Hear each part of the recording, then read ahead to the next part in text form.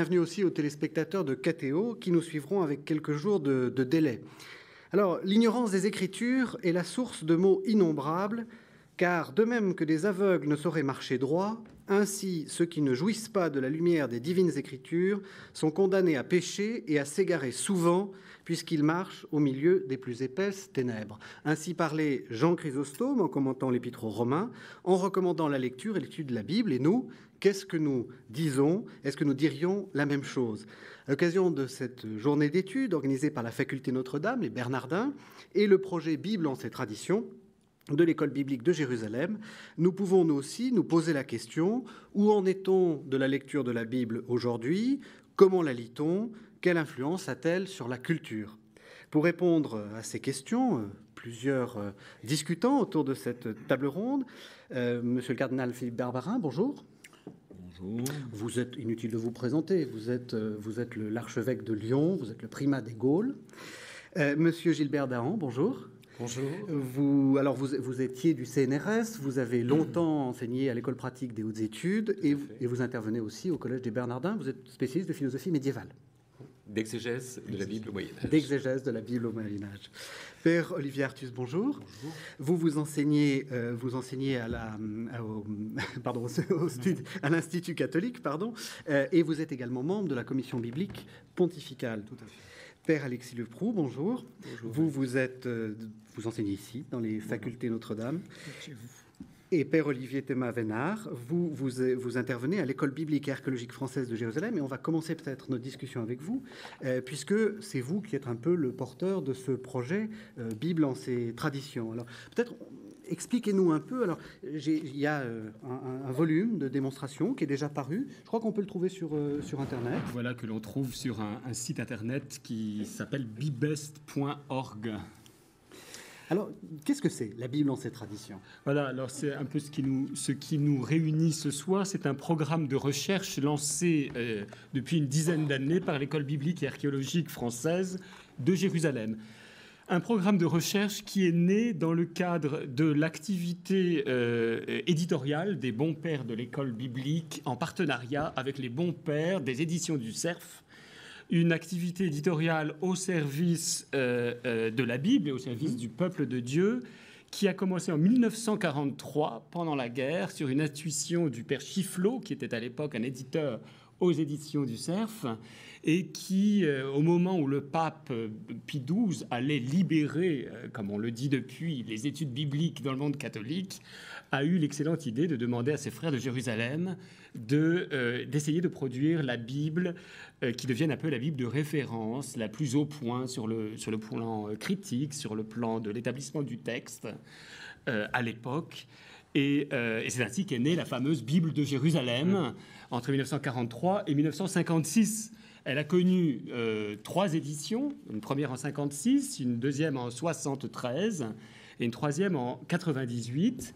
Et c'est au moment où nous travaillions, et quand je dis nous, c'est un nous très collectif, parce que je n'étais pas encore membre de l'école biblique à l'époque, mais au moment où donc mes illustres confrères travaillaient à cette 3e édition, que nous nous sommes rendus compte que vraiment, en 50, 60 ans, les études bibliques ont changé. Nos connaissances sur la Bible ont beaucoup changé. Le modèle dans lequel on peut aujourd'hui présenter la Bible au peuple de Dieu a changé. Alors, quelle est la différence? Parce qu'on imagine, voilà, la Bible de Jérusalem, c'est un livre gros comme ça, là, on voit. Quelle est la différence? C'est la même traduction? C'est une autre traduction? Alors, qu'est-ce que vous allez faire de... Idéalement, tout sera refait. Qu'est-ce qui s'est passé en fait depuis 60 ans dans le monde des études bibliques, mais plus généralement, je dirais, des études littéraires? Alors, du côté des études bibliques, ce qui s'est passé, c'est que notre documentation est considérablement enrichie. Et sur l'objet le plus important, à savoir le texte biblique lui-même. Sans les extraordinaires découvertes des manuscrits de la mer Morte à Qumran, mondialement connu aujourd'hui, nous n'aurions pas la connaissance que nous avons aujourd'hui de la diversité, j'allais dire de la diversité originelle du texte biblique. Et nous serions toujours dans cette idée que le fin du fin, c'est de trouver le texte originel, hein, avec cette idée de un peu comme une fouille archéologique, vous savez, où il y a nos langues modernes, et puis derrière il y a le latin, et puis derrière il y a le grec, et puis quand on fouille bien tout au bout, il y aurait la Bible hébraïque. Bon, aujourd'hui, nous savons que les choses sont beaucoup plus complexes et qu'un certain nombre de livres bibliques nous sont en fait réellement transmis comme une polyphonie, non pas comme une monophonie. On a 2 Jérémie et aujourd'hui, je crois que beaucoup d'exégètes refuseraient de les fusionner en un seul. Mais voilà, à l'époque où on a lancé un peu ce qui est devenu le standard de l'édition de la Bible, avec la toute première Bible de Jérusalem, on ne connaissait pas encore, on ne les avait pas découverts. Ces textes, on savait, je ne veux pas caricaturer, on savait quand même qu'il y avait une certaine diversité, mais on n'imaginait pas que c'était prégnant à ce point. Donc voilà déjà une première modification. Donc on y reviendra dans la discussion. Le texte ne peut plus être aussi simple qu'aujourd'hui. Et alors, pourquoi Bible en ces traditions? Alors, c'est le deuxième aspect. Depuis 60 ans, et ça, c'est pas seulement dans les études bibliques, c'est dans le monde de la littérature en général, on se rend compte que ce qui fait le sens d'un texte, c'est pas ce qui est avant le texte, pas seulement ce qui est avant le texte. C'est-à-dire, ça n'est pas ce que l'auteur a voulu dire, ça n'est pas simplement le contexte de l'auteur, mais c'est ce qui est après le texte, à commencer par son lecteur. J'aurais beau être le plus grand romancier, plaise à Dieu, de l'histoire des littératures mondiales, si mon roman reste dans le tiroir de mon bureau, il n'existe pas. Pour qu'il existe, il faut qu'il soit reçu par des lecteurs. Et ce qui vaut pour n'importe quel morceau de littérature vaut a fortiori pour une littérature communautaire, essentiellement communautaire, écrite par et pour et transmise par des communautés, comme peut l'être la Bible. Donc l'idée, c'est qu'on ne peut pas prétendre étudier la Bible aujourd'hui en faisant abstraction de tous ceux qui nous l'ont transmis. Alors, dans ces lectures, c'est simplement les lectures savantes, les lectures des exégètes, l'exégèse médiévale, du Moyen-Âge, ou c'est d'autres choses, des textes littéraires, des textes des films. Alors, d'où la question, comment est-ce qu'on fait pour mettre des films dans un livre? Le programme de recherche s'appelle La Bible en ses traditions, c'est-à-dire que nous restituons au texte lui-même sa diversité, quitte à faire 2 colonnes et à présenter 2 Jérémie, comme pour prendre cet exemple de tout à l'heure. La passion. Mais sur le plan des notes, un des reproches qui est fait aux Bibles, à commencer par notre Bible, la Bible de Jérusalem aujourd'hui, c'est d'avoir des notes qui amalgament un peu tout. En bas de page, vous passez d'une note de grammaire à une note de liturgie, à une note d'archéologie et à des hypothèses, il faut bien le dire quelquefois, sur la composition ou la rédaction des textes. Alors, ce que nous avons décidé de faire, c'est idéalement, c'est un programme de recherche. Ça n'est pas encore une Bible qu'on va vous donner dans 5 ou 10 ans. Mais notre rêve, c'est... Et ce rêve est déjà en train de se réaliser sur Internet, je m'empresse de le dire, et vous pouvez l'apercevoir dans quelques-unes des textes qui sont proposés dans ce volume. Notre rêve, c'est une espèce de nouvelle glose ordinaire. Et là, je pense que notre ami, le professeur Dahan, réagira. C'est-à-dire le texte restitué dans sa diversité, entouré de notes, ça ressemblerait à une sorte de Talmud, si vous voulez, mais je crois que glose ordinaire, c'est mieux, divisé en plusieurs registres qui sépareront bien des notes liées au texte lui-même, donc de critique textuelle, de grammaire, de vocabulaire, qui essaient d'analyser la richesse proprement littéraire de ces textes, des notes, ce serait le second bloc, des notes de contexte, donc des repères historiques, archéologiques, géographiques, des repères dans les cultures anciennes qui, par différence ou par ressemblance, permettent d'apprécier la Bible. Et puis un troisième registre, et ce sera vraiment ça la nouveauté, des notes de réception, où nous nous intéressons à la manière dont ce texte en particulier, que l'on annote, a été reçu au fil des siècles. Reçu par les communautés croyantes, les communautés chrétiennes, donc les traditions chrétiennes, mais d'abord et en même temps la communauté juive, des notes de tradition juive. Comment ces textes ont été reçus dans la liturgie ou les liturgies, donc des notes également sur leur mise en scène rituelle, sur leur application liturgique, mais également en littérature, mais également dans les arts visuels. et ainsi de suite. Dans la mesure où ce programme de recherche a lieu sur Internet, d'une certaine manière, nous ne sommes pas limités par la taille. Nous le serons beaucoup plus, et j'aperçois un de nos frères éditeurs dans la salle, le jour où on veut mettre tout ça dans un livre. Mais ça, c'est un travail... à long cours. À long cours. Monseigneur, quand vous entendez le frère Venard parler comme ça, comment est-ce que... D'abord, est-ce que vous êtes là, donc vous approuvez le projet, mais comment est-ce que vous le... Merci de me dire ce que je pense. Comment est-ce que vous le voyez, disons, pour le peuple chrétien, quel intérêt vous y voyez? La première fois que j'ai visité l'école biblique de Jérusalem, ça devait être en 73-14, c'était le Père Benoît qui nous y avait accueillis. Et la dernière fois que je suis allé, c'était avec mes jeunes prêtres du diocèse de Lyon. Et c'est lui qui nous a expliqué ce projet. Et je suis tombé à la renverse. De bonheur. Ah bon. Je trouve que c'est un projet fou, quoi. Bon, il a dit 5-10 ans, mais on voit bien qu'au bout de 50 ans, vous n'y serez pas encore. D'abord, c'est sans fin. Oui. C'est extraordinaire. Je pense qu'il y a un peu un mouvement de balancier. Là, je vous entendais dans la musique que vous nous donniez, et on sent qu'on va aller de ce côté, parce qu'avant, bon, il y avait des trucs, c'est pas très important, mais ce qui va être très bien, c'est la façon. Bon, je crois que ça sera bien équilibré des deux côtés, n'est-ce pas? Voilà. C'est-à-dire que tout ce qui va être la richesse de l'apport historique sera honoré. D'ailleurs, moi, dans ce que j'ai lu déjà, j'en ai pas lu beaucoup, mais j'ai lu Matthieu 13, par exemple, c'est très bien fait, c'est très, très bien fait. Alors, on y voit l'analyse précise du texte. Ensuite, on y voit la lecture, le commentaire sous différents aspects.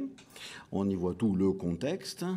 Et puis après, on y voit Saint Jean Chrysostome commente ce verset comme ci, puis un autre comme ça, etc. Donc, la première fois que vous m'avez expliqué ça, on devait être en 2006 ou je sais pas quoi, à l'école biblique. Et la première idée qui m'est venue, c'est le Talmud. C'est-à-dire, vous savez comment sont faits les Talmuds. Il y a un petit passage de la Torah au milieu qui est tout bref, tout court. Et puis alors après, c'est une constellation de commentaires autour. Alors il y a Rabbi Yochanan ben Zakkai, il dit ça, et Rabbi Antel, il dit ça, etc. Et là, c'est très très complet. Parce qu'on a, encore une fois, le textuel, l'historique, le commentaire spirituel, les questions théologiques que ça pose, etc. Les variantes aussi avec ce qu'elles peuvent apporter. Même si le texte est une variante très petite, ça m'intéresse bien ça.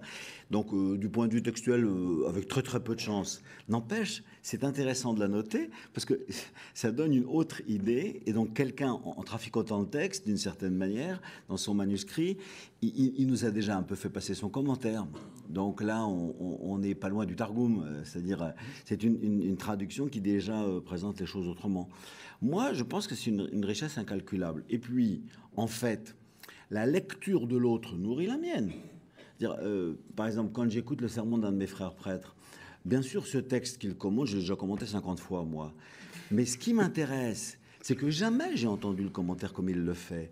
Parce que, en fait, cette parole qu'il donne, c'est le texte, naturellement. Mais c'est lui aussi qui est devenu parole. Parce que la parole lue par lui est, d'une certaine manière, devenue sa chair et son sang.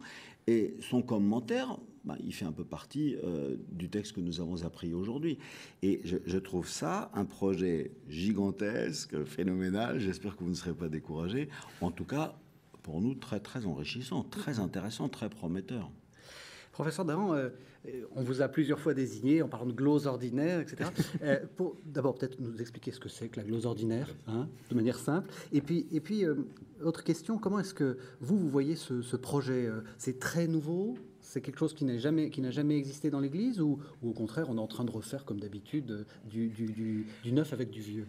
Alors on parlait de glose ordinaire en effet, donc je pense que le projet des maîtres de l'an au début du XIIe siècle est exactement le même que le vôtre. D'une certaine manière, à part qu'ils ne disposaient pas de l'électronique, ni d'Internet, ni des autres moyens de ce genre-ci. Donc alors, expliquons déjà ce qu'est la glose ordinaire. Effectivement, dans les propos de Monseigneur Barbara, il était question du Talmud, de la présentation précise du Talmud qui donne un texte au centre de la page, en gros caractères, entouré de deux commentaires, d'une série de commentaires qui sont censés expliquer le texte. Or, la présentation habituelle, la présentation actuelle du Talmud est une présentation qui remonte au XVIe siècle et qui elle-même s'inspire de la glossa ordinaria. Parce que, précisément, votre coup de génie, cher Olivier Thomas, sera l'utilisation de l'informatique et de toutes ces ressources. Le coup de génie des maîtres du XIIe siècle, bon, précédé par une tradition évidemment, ça a été la mise en page. Ça a été la mise en page, on est dans une civilisation du papier, donc la mise en page, alors il s'agissait de mettre le texte biblique au centre de la page, en gros modules, et de mettre tout autour une série de commentaires.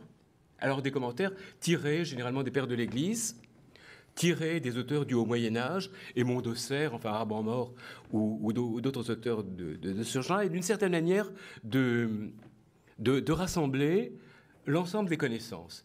Et comme vous le disiez vous-même, donc, ce sont des interprétations qui concernent tous les niveaux.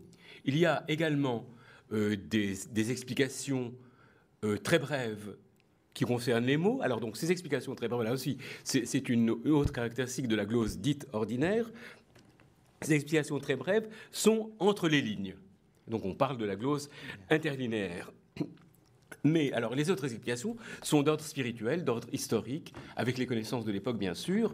Mais je crois que ce qui me paraît très intéressant, c'est cette volonté de globaliser le savoir.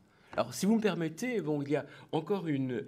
Je pense que tout au long de l'histoire, depuis le Moyen-Âge jusqu'à nos jours, enfin, il y a eu des tentatives et des tentations en même temps de tout rassembler. Au XVIe siècle, cela s'est fait déjà par un auteur protestant qui n'a travaillé que sur certains livres de la Bible, qui s'appelle Marlora. Donc qui a fait alors une Bible qui appelle la Bible catholique, l'exposition catholique de la Bible, mais c'est une œuvre protestante. Et puis au XVIIe siècle, nous avons l'œuvre magnifique, enfin qui a été très lue au XIXe siècle, d'un certain auteur, d'un jésuite, Cornelius à Lapide, et qui est tout à fait dans l'esprit que vous avez dit, puisqu'on a d'abord des commentaires philologiques très précis, puis la situation historique, et puis après des commentaires spirituels. Et que les fondateurs de l'école biblique n'omettaient pas de lire à l'époque. C'est très pratique, parce que chose que l'on a oublié, mais cette tradition de commentaires fait partie de l'esprit de l'école. Alors, on a un peu posé le sujet. Vous avez dit beaucoup de choses et on va peut-être reprendre certains points. En particulier, vous avez commencé par parler du texte. Alors, je vais me tourner peut-être vers vous, Père Artus. Il a commencé à nous dire il y a plusieurs textes de la Bible, il y a plusieurs Jérémie. Je crois qu'il faudrait peut-être que vous nous expliquiez un peu ça. Et puis, je vais vous poser une question extrêmement naïve. C'est lequel le bon ? Alors justement, la réponse à votre question est assez différente aujourd'hui de celle que j'aurais apportée quand j'étais étudiant, puisque finalement, lorsque j'étais étudiant en écriture sainte, on cherchait à construire le meilleur texte. Mais au fond, cette construction était le fait de chacun. C'est-à-dire que j'inventais mon meilleur texte en prenant le texte massorétique, un bout de Septante si je la trouvais plus convaincante, éventuellement un petit bout de Pentateuque samaritain si la leçon apparaissait meilleure. Donc on voit bien qu'au fond, on ne respectait pas la cohérence canonique de chaque texte. Cohérence canonique, c'est-à-dire le fait que chaque texte ait été reçu par une communauté donnée à un moment donné comme, au fond, l'expression de sa foi, le canon, la règle de sa foi. Et le cadre de cette expression est en général la liturgie. Donc au fond, on oubliait un peu que la liturgie était quand même un lieu principal de production du texte biblique. Alors aujourd'hui, Olivier Thomas Venard a commencé à dire cela et je souscris tout à fait à son propos. On va beaucoup plus être sensible à la cohérence de chaque document et de fait, pour le livre de Jérémie, je rêve personnellement d'une Bible où l'on aurait le Jérémie de la Septante, plus bref que le Jérémie du texte massorétique. Donc, le Jérémie de la Septante, c'est le Jérémie en grec, c'est ça ? Alors c'est le Jérémie en grec, la traduction grecque, mais qui reflète, semble-t-il, parfois en tout cas, une leçon hébraïque plus antique que la leçon reflétée par le texte massorétique. Donc au fond, on devient plus respectueux de la fonction même du texte biblique pour les communautés dans lesquelles il avait sa place. Et au fond, il y a 30 ans aussi, quelles questions posait-on au texte ? 2 questions. Qui et quand ? Et une fois qu'on avait répondu qui et quand, on était content. Voilà. Aujourd'hui, et je pense que le catéchisme de l'Église catholique en 92 est vraiment un moment où l'Église catholique, en tout cas dans sa lecture de l'Écriture, prend conscience que ce sont des communautés qui la reçoivent et qui ont la charge de l'interpréter. Et à partir de ce moment-là, et je pense aussi sous l'impulsion du cardinal Ratzinger, puis de Benoît XVI, l'exégèse biblique catholique a vraiment eu un mouvement considérable. Et au fond, le travail de l'école biblique de Jérusalem nous nous donne une responsabilité, c'est-à-dire qu'une fois que nous aurons tous ces instruments, je dirais, colligés dans la version de la Bible en ces traditions, bon, ces documents sont offerts à notre responsabilité pour un acte d'interprétation qui est toujours original et toujours actualisé dans des communautés de lecture qui se renouvellent, comme cela a déjà été dit dans le débat. Est-ce que la question, c'est effectivement communauté de lecture, acte original d'interprétation, mais ça suppose une très grande connaissance. Ça suppose qu'on soit capable de repérer que tel texte est du Jérémie de la Septante, que tel texte...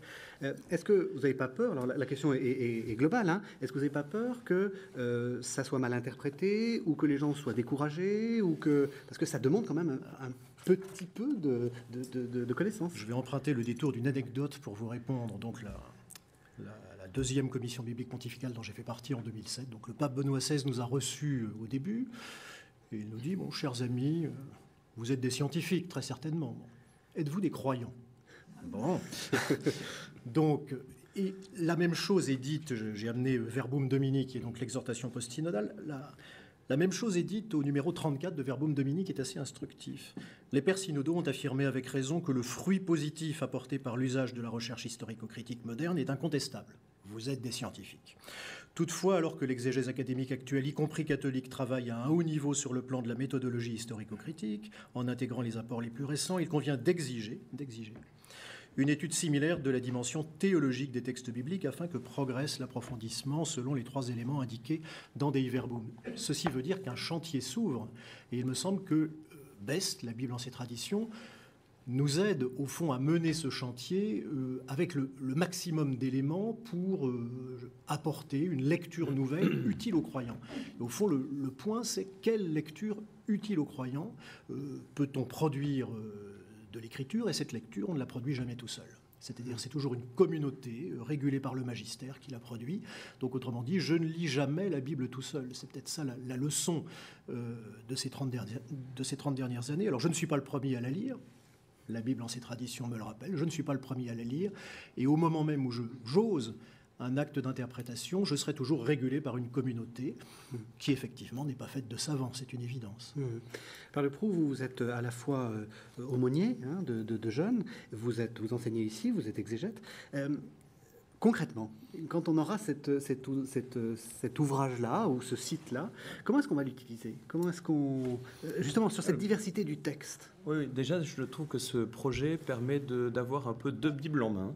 La Bible de la liturgie, celle que l'on va écouter à la messe, que l'on va prier, que l'on va utiliser pour la catéchèse, et qui va nous unifier dans un texte qui peut être plus ou moins bon, mais qui est finalement le texte de la prière.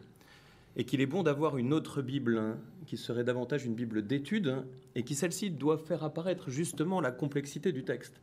Alors c'est important, à mon avis, d'avoir les 2 axes, parce que sinon on risque de déstabiliser les gens, ne sachant plus quel texte prendre quand ils seront ensemble. Alors s'ils ouvrent la Best dans quelques années dans une aumônerie étudiante, quand on avait la BJ, c'était simple, et on la prenait pour la catéchèse, pour la liturgie...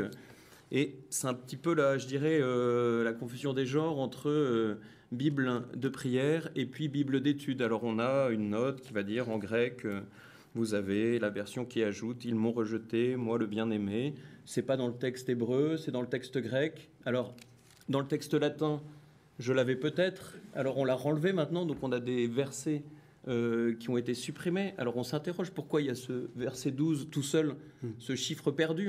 Et donc je trouve que d'abord il est bon de revenir à la Vulgate comme texte que l'on peut traduire du latin au français et qui peut donner un texte français pour le prier, mais qu'il est bon ensuite, quels que soient les âges de nos études, d'avoir un outil le plus ouvert possible. Et la Best va être cet outil d'une très grande complexité, très déstabilisant, mais lorsqu'il est accordé à une humilité du texte liturgique, très nourrissant. Et c'est, à mon sens, peut-être le travail qu'on est en train de faire, parce que je sais que la traduction liturgique est en labeur, qu'on en finit l'élaboration, et qu'il est nécessaire pour avoir on pourrait dire une couronne à la traduction liturgique, d'avoir un projet de cette ampleur. Alors, traduction, vous vouliez dire quelque chose? Oui. Sinon, je vous pose une question sur la traduction. Plusieurs de nos amis à cette table ont dit quand on aura quand on va disposer et ce sera, etc. Mais heureusement, le cardinal Alors, Barbarin vous a dit que ce sera dans nous a 50 dégagé ans, du donc temps. tout va bien. Non, mais ce que j'aimerais dire, c'est que la Bible dans ses traditions n'est pas d'abord un projet éditorial. Donc le but n'est pas d'avoir dans 5, 10 ou 50 ans un livre. C'est avant tout un programme de recherche. C'est une pratique que nous essayons d'introduire. C'est un esprit que nous essayons de faire souffler, sachant que l'école biblique est un peu quand même un des centres nerveux des études bibliques dans l'Église catholique.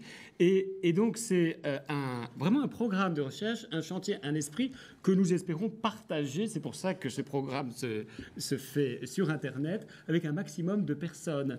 Et si Dieu me prête vie, peut-être que je verrai 4 ou 5 livres bibliques, peut-être toute la Bible, qui sait, sortir sous une forme imprimée. Mais en revanche, je serais très heureux si je vois des dizaines, des centaines ou des milliers.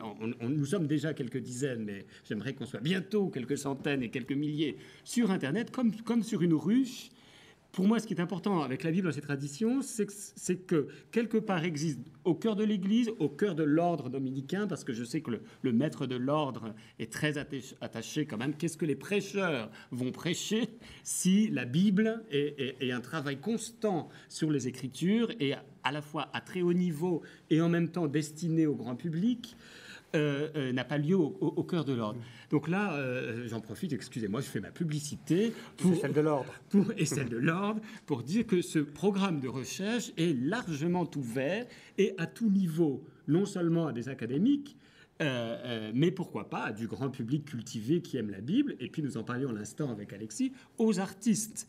J'ai dans ma petite équipe nous travaillons sur une sorte de prototype sur la Passion selon saint Matthieu, des spécialistes de danse qui m'ont fait une annotation formidable sur le plus long ballet de l'histoire de la danse, figurez-vous, qui est la Passion selon saint Matthieu de Jean-Sébastien Bach, chorégraphié à Hambourg par John Neumeier, un chef-d'œuvre absolu. J'ai des musicologues et des artistes qui ont travaillé sur la réception dans les arts. Et tout ça est très important. Et du fait que la Bible dans ses traditions est un esprit, est une pratique, du coup, je ne mettrai pas trop de distinction entre une Bible de travail, une Bible pour prier, etc. L'expérience des lecteurs, je pense, il n'est pas là ce soir parce qu'il marie sa fille dans 2 jours, mais notre ami Pierre Assouline, qui aurait pu être avec nous ce soir, qui n'est pas un spécialiste de la Bible, s'est beaucoup réjoui à travers les lectures qu'il a faites de ce que ça produisait en lui, alors comme il ne m'a pas parlé de prière encore, mais comme personne humaine et comme intellectuel et comme écrivain. Moi, ce qui me frappe, c'est que quand nous nous plongeons dans cette très riche tradition, ces très riches traditions qui nous transmettent le texte, en fait, on se rend compte qu'il y a des tas de gens extrêmement intelligents avant nous, que la Bible est un texte extrêmement riche, interprétable de bien des manières, et puis nous avons quand même pris soin de demander à un père jésuite de grande autorité de nous expliquer quels sont les textes bibliques dont le sens a été défini par l'Église. Nous avons, dans un des colloques que nous avons publié sur l'autorité de l'Écriture, le père Maurice Gilbert qui nous a écrit un texte magnifique. En fait, il n'y en a pas plus de 10 petits textes, et peut-être plus proche de 5 que de 10 textes dont le magistère de l'Église a défini le sens littéral. Si bien que ce projet, ce que j'espère, c'est que justement, il provoque les croyants à l'intelligence. Nous devons restaurer, je pense, à l'intérieur de la vie catholique, la studiosité, comme une vertu presque théologale. Je ne vais pas le dire. Mais vous savez, quand on vit à Jérusalem, entouré d'amis juifs pour qui l'étude est si importante pour se rapprocher de Dieu, je pense que c'est aussi un des aspects excusez-moi, c'est très dominicain peut-être, mais c'est un des aspects de notre programme de recherche. Oui. Alors, donc, je continue sur ce que vous aviez dit. On a parlé de réception. Peut-être qu'il faut qu'on se mette un peu d'accord là-dessus. On a dit que cette Bible allait recueillir toutes les réceptions. Peut-être qui se sent de faire une petite définition, peut-être de cette nouvelle, ou pas si nouvelle justement, discipline qui consiste à étudier non seulement la Bible avant, mais après. Je vais prendre un point de départ qui va être Jésus. Donc, non, mais parce que ça va être le point. Il y a une phrase qui m'a toujours beaucoup touché ou blessé, ou en tout cas déstabilisé de Jésus, et qui revient 3-4 fois, quand il dit « N'avez-vous pas lu ?» N'avez-vous pas lu dans la Bible quand David prit la moisson? N'avez-vous pas lu que le sabbat N'avez-vous pas lu? On l'avait encore dans l'évangile d'hier avec les Sadducéens qui interrogeaient Jésus, avec cette histoire abracadabran là du monsieur qui a épousé les 7 femmes successives, et, ou l'inverse.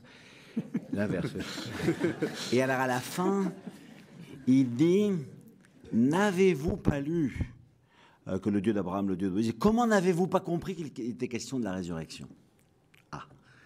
Alors l'histoire du Dieu d'Abraham, d'Isaac, de Jacob, l'histoire du buisson ardent, je l'ai lu. Bien sûr que je l'ai lu. Donc que veut dire lire dans la bouche de Jésus? Il le dit aussi à propos du mariage dans Matthieu 19. Donc c'est une question qui revient souvent chez lui. Et vous savez à quel point c'est très très important. C'est-à-dire, lire, qu'est-ce que c'est vraiment que lire? J'ai toujours cette phrase comme un coup de poignard de Charles Péguy, quand il est catholique, on a appris à lire avec Jules Ferry, les protestants à la Réforme, et les juifs, ils ont toujours su lire. Et bon, c'est intéressant quand on est catholique et qu'on entend cela. Donc, par exemple, un jeune juif à la bar mitzvah, qu'est-ce qu'il doit faire? Comme pour nous, nous devons professer la foi. Il doit lire. Et donc, il va devant tout le monde, et avec sa petite baguette, vous avez assisté à des bar mitzvahs, il lit. Et je me dis, c'est un mot extrêmement important, voilà, la façon dont on lit. Alors, grosso modo, pourquoi je l'ai utilisé? Parce que vous vous interrogez sur le verbe recevoir. C'est-à-dire, comment avez-vous pu lire l'histoire du buisson ardent sans avoir reçu qu'il était question de la résurrection et l'avoir compris, vous les Sadducéens? Donc, Jésus harponne les Sadducéens parce que ils ont lu sans comprendre, ou ils étaient des cœurs sans intelligence, ou ils connaissaient sans doute très bien cette histoire-là du buisson ardent, mais enfin, ils avaient compris, rien compris. Voilà, donc je me dis, dans ce verbe, il y a quelque chose d'extrêmement important. En quoi de commencer par connaître les lectures anciennes? C'est ce que vous faites, professeur Dahan. À quoi ça peut nous aider à comprendre le texte? Parce que est-ce que c'est pas une sorte de quête un peu presque de spécialiste, quoi? Mais qu'est-ce que ça fait de savoir comment saint Thomas lisait tel ou tel passage? Alors, je vais vous répondre en citant quelque chose qui était transparent dans ce que vous disiez ou implicite dans votre introduction. C'est une phrase que vous connaissez très bien de Grégoire le Grand. L'écriture progresse avec le lecteur. Donc ça c'est tout à fait important.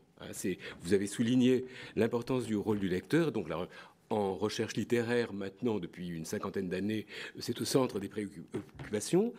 En recherche biblique, ça a toujours été le cas, depuis les pères jusqu'à nos jours. Enfin bon, si, avec quand même des interruptions, avec une interruption au XIXe siècle où la tradition positiviste a un petit peu dit, bon, nous sommes bien meilleurs que dans le passé, et donc dans ce cas-là, ce que les gens ont dit au Moyen-Âge sont des bêtises. Ou peu s'en faut, bon, je caricature et j'exagère. Mais enfin, je crois que précisément avec les textes de 1992, les textes de l'autorité ecclésiastique de 1992, on revient tout à fait à cela. Dans un premier temps, on a encouragé le retour au père de l'Église. Bon, je ne cesse d'agir pour qu'on encourage la lecture des auteurs du Moyen-Âge, parce qu'effectivement, ils sont obligatoirement en progrès par rapport aux pères de l'Église, même si ça fâche certaines personnes pour qui les pères sont plus importants que les auteurs médiévaux. Alors bon, je l'ai dit dans plusieurs de mes études, c'est une maison qu'on construit. Alors, une maison qu'on construit peu à peu, et on ne peut pas négliger les soubassements de la maison, on ne peut pas négliger les murs qui se font et qui sont au rez-de-chaussée, on ne peut pas négliger ce qui est au premier étage quand on est au 10e ou 11e, je ne sais pas, c'est une tour extraordinaire. Alors je crois que ce qui est très, très intéressant, alors bon, je vais parler du Moyen-Âge beaucoup plus que des pères, mais on retrouve la même chose chez les pères, on retrouve la même chose au XVIe, au XVIIe siècle, donc ce sont des époques où j'ai lu quand même un certain nombre d'exégètes. Ce qu'on apprend, c'est effectivement le grand débat que vous avez soulevé tout à l'heure, c'est alors, y a-t-il la Bible des savants et la Bible des croyants? Y a-t-il la Bible de l'université et la Bible de l'église ou du temple ou de la synagogue? Il n'y a qu'une Bible. Il n'y a qu'une Bible. Alors évidemment, là aussi, Grégoire le Grand, encore, va nous aider. La Bible, c'est comme un fleuve où l'éléphant pourrait nager et le veau pourrait passer à gué. Ça, c'est extraordinaire. C'est fait pour tout le monde. La Bible est faite pour tout le monde, pour le plus humble des cordonniers. Allons-nous dire, encore que les cordonniers puissent avoir des titres de noblesse, jusqu'aux grands professeurs de l'université de Tübingen, etc. Ce qu'entre parenthèses, les professeurs de l'université de Tübingen ne comprennent pas toujours. Bon, bien. Mais ça, je crois que c'est extrêmement important. Et les auteurs du Moyen-Âge, vraiment, chaque jour... Là aussi, là je vais citer un autre auteur, mais qui nous fait pénétrer là-dedans, c'est Jérôme. Jérôme qui est un grand savant, donc c'est un père de l'Église, IVe siècle. C'est un grand savant qui bénit chaque jour le Seigneur de lui avoir donné la possibilité de lire la Bible, de comprendre la Bible, de travailler sur la Bible. C'est un remerciement que je fais moi-même chaque jour en ayant la joie infinie de travailler sur ces textes des auteurs médiévaux et sur la Bible en définitive, donc qui nous apporte tout ça, qui surtout nous apprennent à ne pas faire de dissociation entre la Bible des savants et la Bible des croyants. Si vous me donnez la parole encore une minute, il y a une chose tout à fait extraordinaire, c'est que on s'est battu au XVIe siècle, on s'est battu au XVIIe siècle, on s'est battu au XVIIIe siècle, au XIXe, au XXe, sur le texte de la Bible, sur le texte critique de la Bible. On a fait la critique textuelle, et faire la critique textuelle, c'était déjà une hérésie en soi à partir d'une certaine époque. Mais au Moyen-Âge, la critique textuelle se fait d'une manière extrêmement précise. On recourt au texte hébreu, on recourt au texte grec, et on se dit, voilà...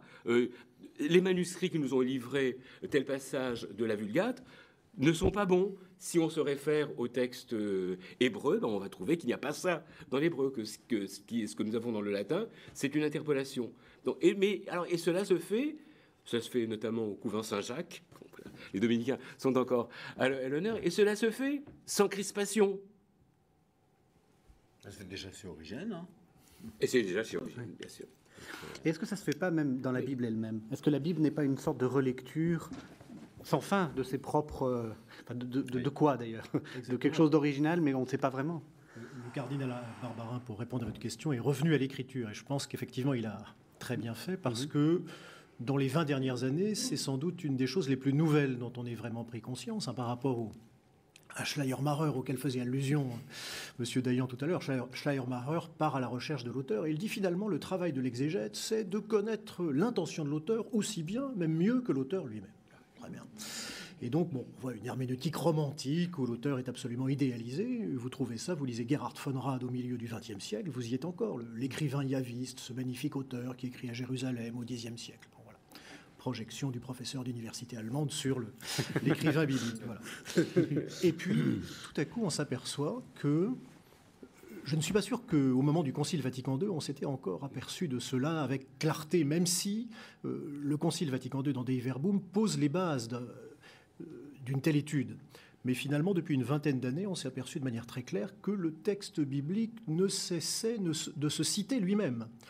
De se citer en présupposant que le lecteur va connaître les traditions antérieures, donc on ne les cite pas totalement.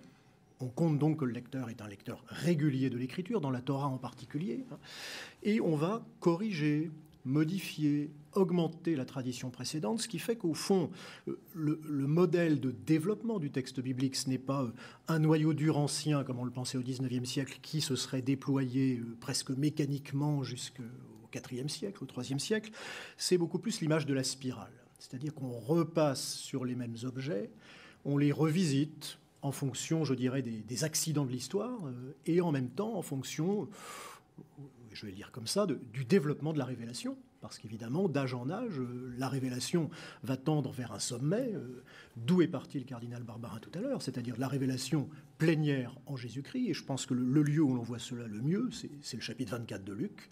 Le chapitre 24 de Luc présuppose que le lecteur ou l'auditeur ait lu la Torah, les prophètes et les autres écrits et comprenne que Jésus-Christ est la clé d'interprétation de cet ensemble et la clé d'unification aussi d'un ensemble assez hétérogène, mais qui trouve là une unité nouvelle en termes d'accomplissement. Donc, Et alors du coup, quel est le travail de celui qui est, entre guillemets, le professionnel, ce qu'on appelle l'exégète? Parce qu'on a l'impression que, dans ce que vous disiez, on est passé d'une sorte de professeur d'histoire qui dit voilà le contexte, à quelqu'un qui serait plutôt je sais pas, quelqu'un qui aime la critique littéraire, un littéraire, etc. Est-ce qu'on abandonne l'histoire pour autant? Alors, on n'abandonne pas l'histoire, mais on la met à sa place. Et au fond, le ne poser que la question de l'histoire au texte biblique a induit vraiment de grandes mécompréhensions. Parce que, de fait, quand on dit histoire aujourd'hui, nous parlons de quelque chose d'assez contemporain qui naît à la fin du XVIIIe siècle, qui est une discipline critique. En aucun cas, bien entendu, les auteurs bibliques, lorsqu'ils faisaient de l'historiographie, c'est-à-dire lorsqu'ils faisaient une présentation croyante de l'histoire, en aucun cas, ils n'avaient la perspective d'une reconstitution exhaustive et exacte, comme nous le ferions aujourd'hui, des événements. Donc ils proposaient, au fond, une lecture originale et confessante de l'histoire, comme nous le faisons d'ailleurs lorsque nous racontons notre histoire de foi. Lorsque nous racontons notre vie chrétienne, nous n'allons pas citer une série d'événements, mais nous allons interpréter ce qui nous est arrivé. Parfois, des événements minuscules prennent pour nous une ampleur énorme, inattendue, des sites de notre vie. L'Écriture fait pareil. Mais en même temps, effectivement, elle le fait dans des cadres historiques mouvants. Et je dirais que, pour moi, l'histoire a la même place que les langues dans les études bibliques, c'est-à-dire qu'elle évite le contresens. Voilà. Mais pas plus. Et on entend parfois parler d'herméneutique historico-critique, je ne sais pas ce que c'est. La méthode historico-critique, je crois que c'est un très bon terme utilisé par le document de 1993 de la Commission biblique, c'est une méthode. C'est un outil, On peut quand même dire que ça éclaire, il ne faut pas exagérer. Ça évite seulement les impasses et les erreurs. Je trouve qu'il y a des passages qui sont profondément éclairants. Je pense Catal-Laguet, par exemple. Le sacrement de la réconciliation, il vient de là. Alors, on le présente parfois de manière complètement idiote aux gamins en leur disant on va se réconcilier avec Dieu parce que quand on s'est fâché avec son copain, on peut se réconcilier avec lui. C'est absurde. Or, là, il y a un apport strictement historique que je dois à mes bons maîtres qui sont les mêmes qu'Olivier, d'ailleurs sans doute, Charles Perrault et tout ça. Et il nous dit à Corinthe, il y avait eu un tremblement de terre. Donc on s'est dit il faut reconstruire le port.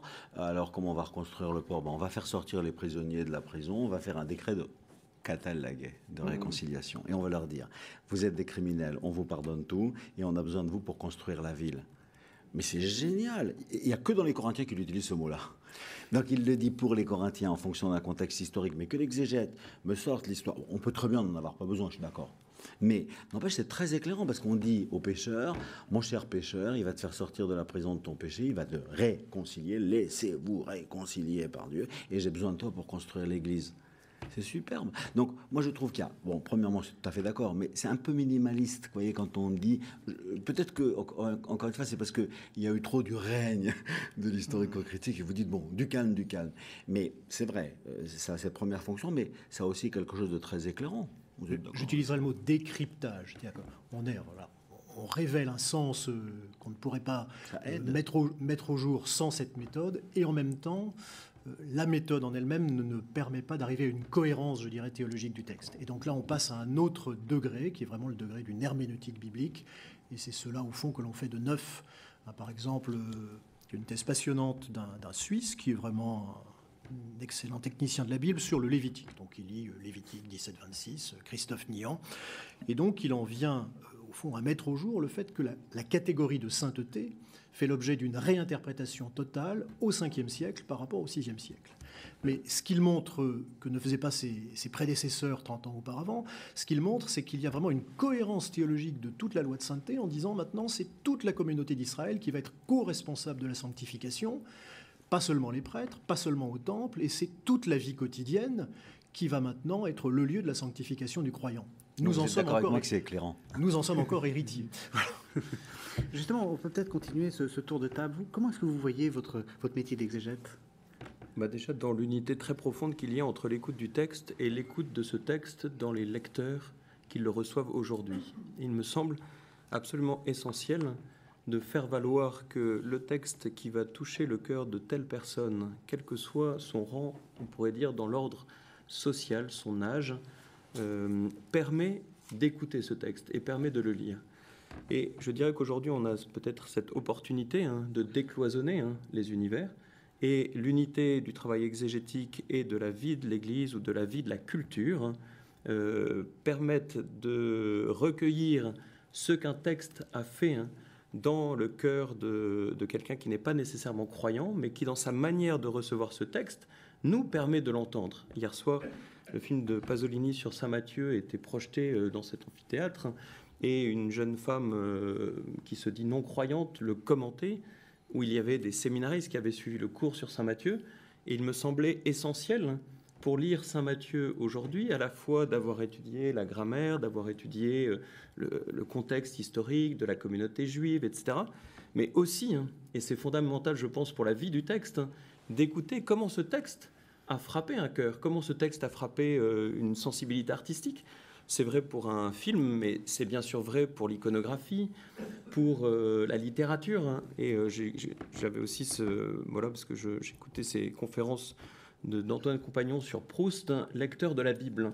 Eh bien, c'est tout à fait intéressant de voir comment un écrivain du XXe siècle va avoir écouté des textes, les avoir lus, parfois les avoir écoutés dans un contexte liturgique de sa petite enfance, avoir perdu le fil de sa tradition liturgique, mais être toujours porté par cette mémoire d'une figure, d'un proverbe. Et je trouve qu'on a une exigence culturelle aujourd'hui, étant donné la situation aussi des différentes confessions, qui ne se situent plus dans la même, on pourrait dire, situation que d'autres siècles, soit en conflit, soit en domination presque exclusive, à faire de cet univers culturel dans lequel nous sommes le bain ordinaire de notre promenade, que nous soyons éléphants ou dromadaires, ou chevreaux, et de, voilà, enfin en tout cas de savoir que ce texte finalement s'imprime dans les âmes, et qu'il serait absurde de croire que l'impression physique du document est plus claire que l'impression de ce texte dans les âmes qui l'ont lu et qui ont permis de le faire entendre. En tout cas, c'est ça que j'entends dans le projet. Et alors, la question, c'est jusqu'où on s'arrête. Alors, la question est peut-être ouverte, mais parce que là, vous avez tous cité des grands noms, Proust, etc. Mais quand on veut faire, par exemple, une critique de la réception, est-ce qu'on peut aller regarder sur Internet les sites des gens complètement hors du christianisme et qui, quelquefois, disent beaucoup de bêtises sur tel ou tel texte? Est-ce qu'on a le droit d'utiliser des auteurs non chrétiens, voire hostiles au christianisme? Là, je peux répondre pour le projet de recherche, la Bible dans ses traditions. Nous voulons être honnêtes par rapport à l'histoire de la réception des textes bibliques. Et il y a des moments très lumineux, très enrichissants, très beaux, pleins d'amour, et il y a des moments sinistres où ces textes sont détournés d'un projet de charité et mis au service de la haine. Et je pensais à quoi en particulier? On a quand même pu justifier un certain nombre de violences par le passé en lisant mal un certain nombre de textes. L'anti-judaïsme, pour ne pas dire l'antisémitisme, est quelquefois, peut-être moins qu'on l'a dit, mais en tout cas d'une manière très réelle, présent dans la réception chrétienne. J'ai beaucoup travaillé sur la Passion, c'est la Passion du Seigneur Jésus, c'est le cas. Alors qu'est-ce qu'on en fait? J'ai cité Jean Chrysostome, excusez-moi, mais lui il n'était pas très... Il fait partie de cette histoire-là. Oui, alors qu'est-ce qu'on en fait? Eh bien, on ne va pas s'apesantir, le but n'est pas de réactiver tout ça, hein. Mais quand même, on va le faire figurer à sa place, rien qu'à sa place, en portant un jugement, d'ailleurs pas forcément accablant, parce qu'il faut avoir un sens historique pour tout ça. Pour la réception contemporaine, le problème s'est posé. J'ai eu une collaboratrice du Portugal, spécialiste au départ de littérature médiévale, mais comme elle est très formaliste, elle s'est mise aussi à la contemporaine, en français, qui m'a envoyé tout un dossier, figurez-vous, sur les paroles de la consécration, ceci est mon corps, dans l'œuvre d'Amélie Nothomb. Et il se trouve que dans chacun des romans d'Amélie Nothomb, un personnage, à un moment donné, dit « ceci est mon corps ». Vous imaginez bien que ça n'est pas une réception particulièrement pieuse du récit de l'institution de l'Eucharistie. Mais néanmoins, c'est extrêmement intéressant. C'est extrêmement intéressant. Alors encore une fois, selon que notre cœur de lecteur à nous, et de contemporain à nous est ouvert ou non, on peut tout de suite crier au blasphème et dire c'est épouvantable, ça n'a rien à faire dans une histoire de la réception. On peut aussi, alors moi, un de mes auteurs favoris, c'est Arthur Rimbaud, et j'ai beaucoup travaillé la Bible chez Rimbaud, et ce sont des auteurs où la référence chrétienne est très ambiguë, en fait.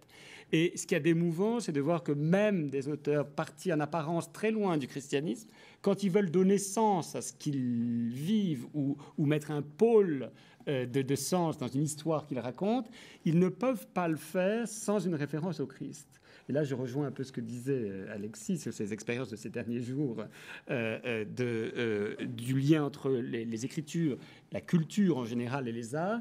Je crois que c'est une chose qui est à reconnaître. Et si on a le souci d'évangéliser la culture, je ne dis pas qu'il faut bénir toute utilisation subversive qui serait faite des Écritures, mais avant de condamner tout de suite, en tout cas, ça vaut la peine de faire un effort peut-être d'empathie avec ce que cela représente. Mais vous posez en fait la question de l'autorité de ce que vous allez retenir. Alors, comment est-ce que, qui va décider? Comment est-ce qu'on décide? Et quel est le principe d'autorité? Alors, encore une fois, là, en ce qui concerne le programme de recherche, la Bible dans ses traditions, ça se passe d'une manière très très simple. Il faut qu'au départ, pour chacun des livres ou pour chacune des parties de livres bibliques, on ait un petit groupe d'exégètes. Alors, selon la taille du livre, ça peut être 1, 2 ou 3, qui nous disent nous allons nous établir les textes, faire la traduction, le travail de base de l'exégèse, établir les textes traditionnels, puisque ce sont eux qui nous intéressent au premier chef, et puis faire toute la base d'annotation philologique, littéraire, tout de même un minimum, contextuel, le travail d'un exégète d'aujourd'hui. Et puis, ils s'associent, s'ils le désirent, ou nous leur trouvons pour leur associer des spécialistes des différents autres domaines qui sont touchés par notre annotation. Tout le monde n'est pas musicologue, tout le monde n'est pas spécialiste des arts visuels, tout le monde, etc. Une fois que l'équipe a préparé un fragment de son texte, on est en dialogue, l'école biblique et eux, pour se mettre d'accord sur l'ensemble. Et après, il y a un contrat de confiance entre nous. Et je pense que c'est une des belles choses de notre projet, c'est que c'est vraiment un projet qui veut faire confiance à l'intelligence. Donc déjà, l'intelligence de nos collaborateurs, encore une fois, c'est une pratique et un esprit que nous voulons susciter, et du peuple de Dieu. Moi, je pense, on a beaucoup parlé du renouveau biblique, comme du renouveau liturgique, etc. Moi, je pense qu'on est au tout début, en fait. Et que le fait que, s'il plaît à Dieu, des projets comme notre programme de recherche se développent, va amener, j'espère, à une nouvelle pastorale biblique. Justement, expliquer tout ce qu'on vient de dire sur le fait que l'impression dans le cœur, la tradition vivante, est bien plus importante que l'impression sur la page et sur les livres. Tout ça sera à expliquer et à réexpliquer quand on se rendra compte qu'il y a 2 Jérémie, qu'il y a 3 ou 4 Siracide pour certains chapitres. Ce qui me frappe dans ce projet, c'est aussi le fait qu'on oblige finalement l'exégète scientifique à s'ouvrir à une communauté de lecteurs, d'artistes, de poètes, et finalement à les écouter. Et donc, il s'oblige lui-même, je dirais, à sortir de sa cellule, bien qu'il doit y être aussi, et il se met à l'écoute de ces personnes, et il a évidemment un travail d'éducation à suivre, parce qu'on n'est pas sensible à la bonne musique en 2 minutes, donc ça l'oblige à écouter ceux qui lui enseignent l'art musicologique. La peinture, c'est à peu près équivalent, l'architecture, la poésie, et que l'éducation de l'exégète est finalement le cœur de sa bonne lecture. S'il n'est plus éduqué par les arts, il va devenir un technicien d'un point de grammaire, et je pense qu'il ne sera pas le bon guide au milieu des textes. Et je dirais même plus, bien souvent, il nous arrive dans notre travail, ayant fait un travail d'exégète classique dans un premier temps, de découvrir que tel père de l'Église, lui, il a vu ça. Ou que chez tel poète, c'est devenu ça. Ou que, moi j'étais très frappé par des trouvailles géniales de John Neumeier à Hambourg, au Staatsopera, dans sa chorégraphie. Il a vu des choses dans l'histoire de la Passion que d'autres n'ont pas vues. Là, vous dites, dans un premier temps, vous êtes choqué parce que vous ne l'aviez pas vu dans vos petites notes d'exégète. Vous dites, il s'est trompé, etc. Mais si vous rester ouvert, à dire peut-être qu'il a vu quelque chose que je n'ai pas vu. Bien souvent, en fait, ces réceptions nous obligent à revenir à la lettre même du texte et à voir des choses que nous n'avions pas vues. Enfin, parfois, il rajoute des trucs. Par exemple, dans la Passion sur l'eau Saint-Jean, Jean-Sébastien Bach, il rajoute qu'il a pleuré amèrement. C'est chez Saint-Matthieu, mais chez pas Saint-Jean. Donc lui, il est luthérien, il est dans une conception de la Passion qui est très, très douloureuse, etc. Et il plaque son sentiment qui n'est pas dans le texte de Saint-Jean. Mais ça date d'il y a longtemps. Même la fin de Saint-Marc a été rajoutée. Ce que je veux dire, c'est que dans l'interprétation de l'artiste, il y a quelque chose qui va nous faire... Par exemple, pour aller tout à fait dans votre sens, un jour, je vais à la Tate Gallery à Londres et il y a Turner qui fait un tableau sur la Passion. Et alors, vous voyez comment Turner voit la Passion. Tout est dans les mains de Ponce Pilate. Et quand Ponce Pilate se lave les mains, après, il décrit toute la suite par au-dessus. Je ne dis pas que c'est une bonne manière. Je dis, c'est intéressant, c'est sa manière à lui. Bon, voilà. Alors, ça m'intéresse. Mais quand Bach me rajoute ses sentiments parce qu'il voit la Passion de telle manière et il m'impose quelque chose qui n'est pas dans le texte, je dis, c'est exagéré, monsieur Bach. Alors, du point de vue de la musique, c'est une merveille. Mais ce n'est pas parce qu'il est une merveille du point de vue de la musique qu'il est en tout point imitable du point de vue de la spiritualité. Il y a une hiérarchie à faire dans les interprétations. Oui, mais justement, ils vous font pas peur, Éminence, tous ces gens qui disent on va prendre toutes les interprétations. C'est quoi l'autorité? Non, c'est pas pour l'autorité. Moi, ce qui m'intéresse... Mais l'autorité au sens, j'allais dire médiéval, excusez-moi. Ce qui m'intéresse, c'est la vérité. C'est-à-dire que quand quelqu'un se donne, quand il commente le texte, comme je disais tout à l'heure, pour moi, c'est très intéressant parce qu'au fond, souvent, c'est des choses auxquelles je n'avais pas pensé, mais parfois, il y a des commentaires avec lesquels je ne suis pas du tout d'accord. Un jour, avec le cardinal Lustiger, on partait à New York dans la rencontre avec les rabbins, là où ils nous emmenaient chaque année. Et alors, on s'est raconté le sermon qu'on avait fait le vendredi précédent. Donc, c'était sur Marc II, vous savez, avec le paralytique qui descend du toit. Bon, on peut dire que celui-là, on l'avait commenté 50 fois. Et il m'a raconté son sermon et je lui ai raconté le mien. Alors, c'était très touchant, parce qu'il avait quand même 25 ans de plus que moi. Et jamais je n'avais entendu ce qu'il avait dit, et jamais il n'avait entendu ce que j'avais dit. Donc, comme vous avez dit, c'est infini en ressources. J'y rajouterai, si vous permettez, les racines juives, parce qu'elles ont quand même, le commentaire des juifs a quand même un statut à part. Dans l'ensemble des commentaires qui vont être faits dans, justement, ou la littérature, ou la mémoire profonde, comme vous avez dit, donc de l'artiste ou d'Arthur Rimbaud, etc. Chez les Juifs, il y a quand même une place tout à fait à part. Moi, je l'ai vu dans les discussions avec les rabbins, il y a des choses qu'on apprend d'eux, comme quand on va aux racines de la culture familiale. Et par exemple, le commentaire du 4e commandement, tu honoreras ton père et ta mère, qui en fait, il y a le mot kabod, hein, donc tu glorifieras ton père et ta mère, mais c'est un problème, parce que normalement on ne glorifie que Dieu. Pourquoi je vais glorifier mon père et ma mère, puisque je ne glorifie que Dieu? Et alors, les rabbins, ils ont un commentaire absolument superbe. Il dit, oui, mais dans kabod, tu dois entendre aussi le poids, et parfois tu as des parents qui font sentir leur poids, parce qu'ils écrasent de paternalisme ou de maternalisme, etc. Et donc, il y a toute une éducation sur le juste poids que l'on doit donner. Et alors, moi, j'ouvrais des grandes oreilles, j'étais content comme tout, vous voyez. Ou par exemple, le texte qu'on avait dans l'évangile d'aujourd'hui, c'est Marc qui dit quel est le premier commandement. Or, chez Matthieu, il lui pose cette question du premier commandement pour l'embarrasser, le mettre mal. Et nous on dit, ben non, c'est pas une mauvaise question. Pourquoi ce serait une mauvaise question de dire à Jésus, qui est un grand rabbi, Monsieur Jésus, dis-moi quel est le principal commandement pour toi dans les 613 commandements. Et le rabbin te dit, si c'est une question piège, parce que tous les commandements sont importants, il ne peut pas y en avoir un qui soit supérieur aux autres. Et la réponse rusée de Jésus vient du fait que précisément, il répond en prenant un texte qui résume toute la Bible, tu aimeras de tout ton cœur, toute ton âme, toute ta force, sans prendre l'un des 613. Donc, à ruser et demi, si je puis dire. Mais ça, moi, je ne l'ai pas lu chez les commentateurs chrétiens. C'est les Juifs qui me l'ont appris. Donc, et alors, dans le dernier texte du Nouveau Testament, qui est la Segunda Petri, vous avez un avertissement, parce que Pierre, il voit déjà arriver le risque de l'antisémitisme. Vous savez, c'est ce passage... Probablement le texte est même postérieur à lui, mais enfin peu importe. Donc c'est le texte le plus récent du Nouveau Testament. Et il dit, je vais bientôt mourir, je vais bientôt quitter cette tente. Alors je vous préviens, ce que je sens, c'est que vous allez avoir envie de vous passer de l'Ancien Testament, parce que c'est vieux, c'est dépassé, maintenant on a eu Jésus qui nous donne l'explication de tout.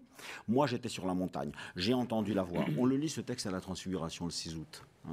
Et j'ai entendu celui-ci est mon fils bien-aimé. Donc je suis quand même bien placé pour le contact avec Jésus. Alors je vous avertis, il faut tenir encore plus fermement, c'est très fort ce mot, au prophète, parce que nous avançons dans la nuit, jusqu'à ce que vienne à poindre l'astre du matin. Autrement dit, il voit arriver l'orgueil des chrétiens. Il voit arriver l'orgueil des chrétiens qui vont dire, bon allez, les Juifs à la poubelle, maintenant c'est fini, tout ça, puisqu'on a le Nouveau Testament. Je trouve ça superbe. C'est pour ça que dans l'ensemble des commentaires littéraires, artistiques, vraiment je suis très très d'accord et content, et c'est infini en ressources. Il faut faire une place très particulière aux Juifs, à mon avis. Sur ce point, si je peux juste réagir, il me semble important de rappeler que la Septante a été un texte fait par des Juifs, qui est une véritable interprétation juive, et que les textes massorétiques et vocalisés sont aussi des interprétations rabbiniques où on voit des alternatives, et que la mise en valeur des variantes dans les textes et des variations à l'époque du Christ dans le texte biblique me paraît honoré, si on savait le présenter dans ce sens de la complexité du judaïsme à l'époque du Christ, honorer cette dimension du judaïsme qui fait que tout le judaïsme rabbinique qui va se développer après oriente une lecture, mais que cette lecture s'enracine sur un socle commun et des variations. Ils étaient déjà en train de travailler. Ils travaillaient déjà. Il y a un rabbin américain maintenant qui est assez saisissant pour nous, là, Daniel Boyarin, et où il montre ce foisonnement des interprétations juives. Il dit, mais on était tout à fait prêt à ce que Jésus a dit. Toute la révélation chrétienne, ça coulait comme de source. Alors nous, quand on lit ça, on est... que la variation des textes. Oui, alors je voudrais, on parle vous avez parlé de la Vulgate tout à l'heure, de la Septante, du texte massorétique, etc. Il y a une chose qu'il ne faut absolument pas oublier et qui rejoint, je crois, un peu votre perspective d'étude d'une tradition mouvante du texte, sur les targumim, les traductions araméennes de la Bible qui sont quasiment, pour certaines, contemporaines de Jésus.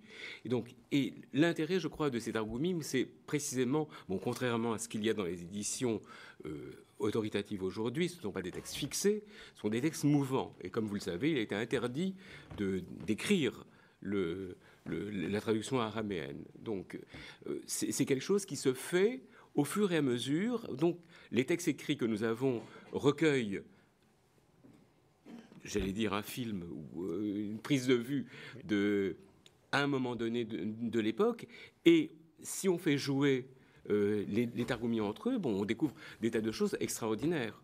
Voilà. Et à ce sujet, j'animais, à cause d'un article qui m'a été commandé, un séminaire à l'école biblique sur le thème Christologie de l'Ancien Testament.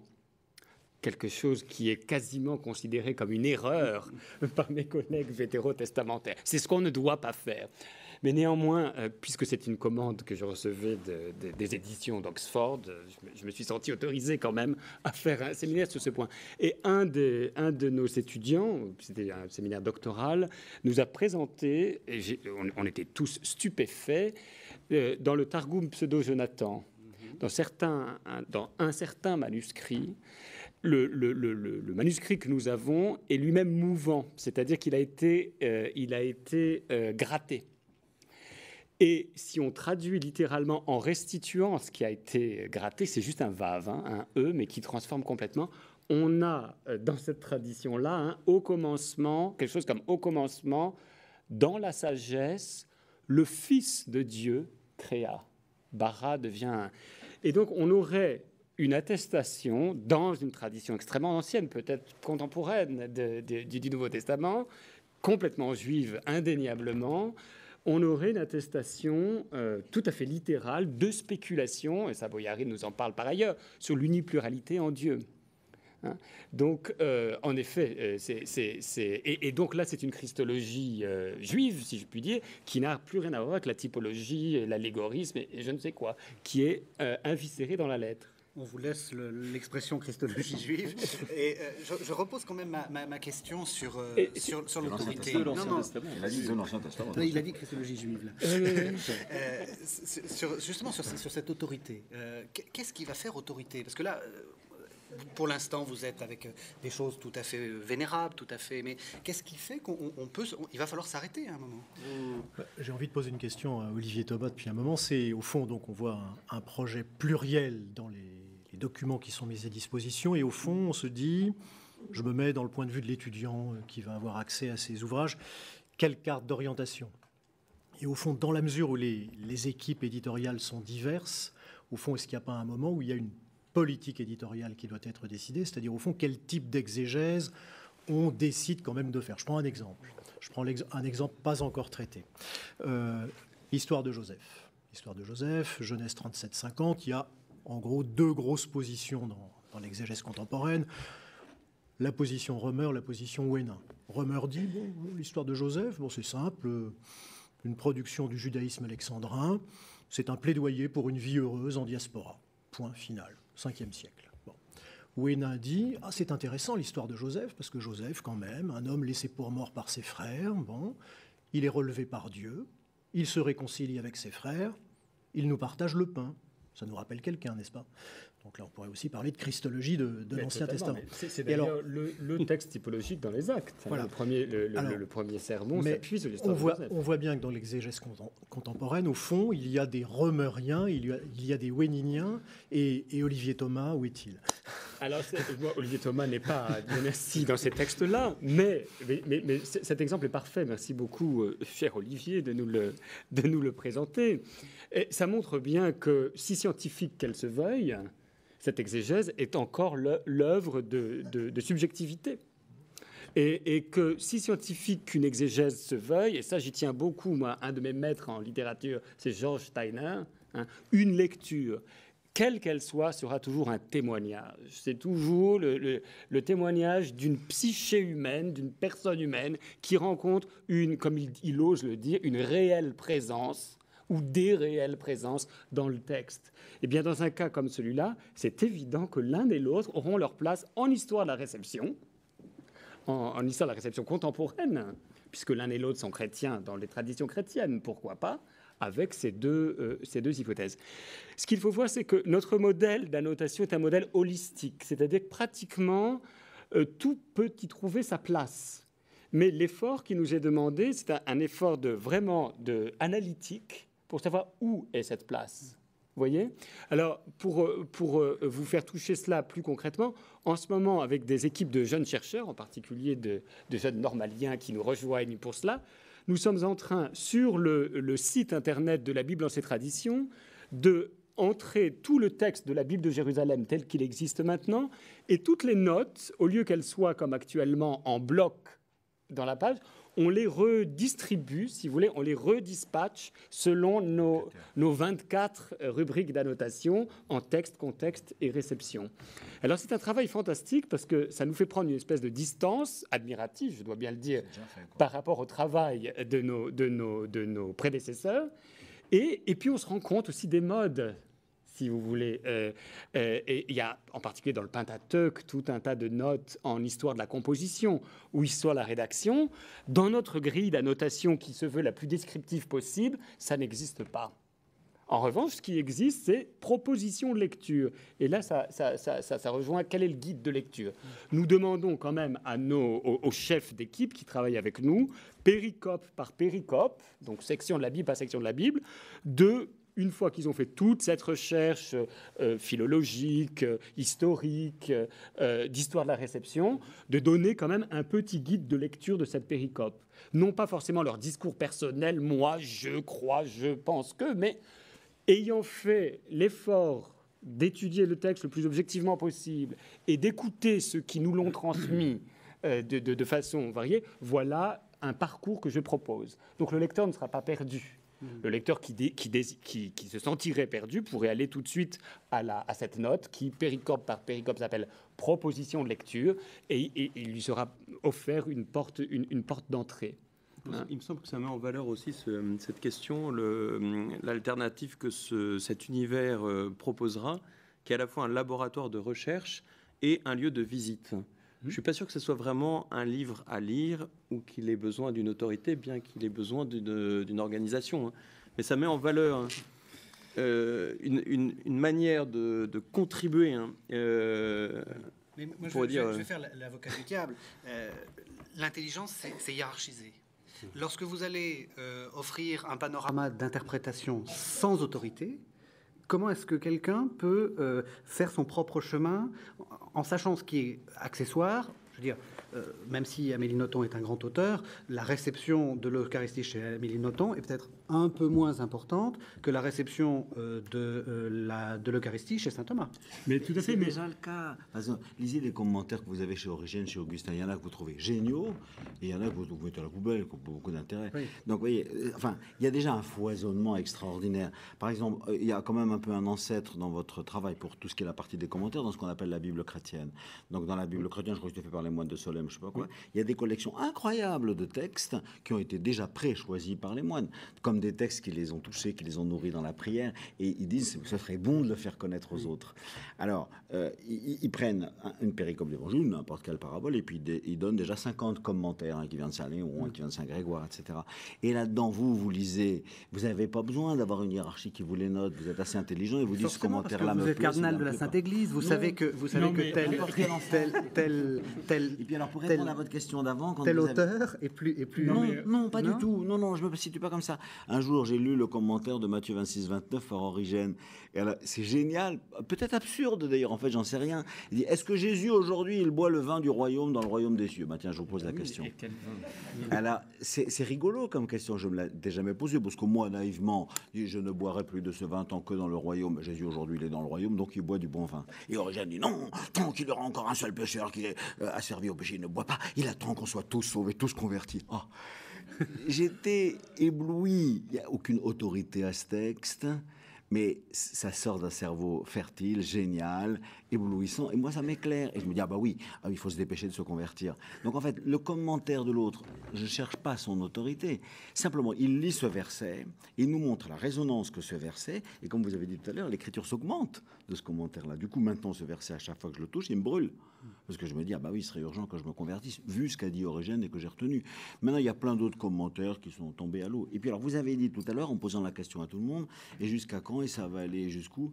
Mais ça ne s'arrêtera jamais, parce qu'elle est infinie en ressources, l'écriture. Donc, vous pouvez y aller, des commentaires, vous pouvez en ajouter et en ajouter. C'est une parole de Dieu, quoi. Donc, Mais même vous, professeur Dahan, vous dites jamais, alors que vous avez travaillé sur le Moyen-Âge, où justement il y avait des autorités, il y avait des discours admis et des discours pas admis.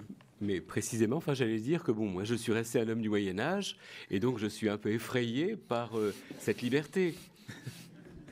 Mais je pense, alors effectivement, c'est une boutade d'une certaine manière, mais est-ce qu'on peut donner en vrac un certain nombre de choses, effectivement, et est-ce que vous faites totalement confiance au lecteur? alors là, je réponds tout de suite et je suis étonné, mais tu te fais l'avocat du diable. Mais absolument. Vous faites l'avocat du Absolument, diable, absolument. chers collègues, parce que vous avez collaboré avec nous. Vous êtes déjà fautif. Vous avez même publié dans le volume de démonstration le seul livre de la Bible que nous ayons déjà publié en entier. C'est ce qu'on appelle une attaque ad hominem. Sur le mais il faut savoir l'utiliser à bon escient. Oui. Et en fait, nous ne livrons rien en vrac. Ce modèle d'annotation que nous avons mis au point est au contraire extrêmement clair et ordonné. Non seulement vous avez ces trois grandes zones d'annotation, texte, contexte et réception, mais elles sont divisées en actuellement 24 rubriques différentes. Donc il est évident que si vous voulez avoir une vision, une vision de l'autorité sur ce passage, vous irez plutôt voir en tradition juive, en tradition chrétienne et en théologie. Vous voyez? Et vous n'irez pas chercher tout de suite en littérature le point de vue autorisé, ou alors c'est que il faudra aussi qu'on mette que ça se passe. Donc en fait, vous êtes en train de nous faire quelque chose où il va falloir mettre des étoiles en disant ça, cette lecture 3 étoiles, comme le guide Michelin. Absolument pas, L'autre non. lecture 2 étoiles. Puis ça ne mérite même pas le détour.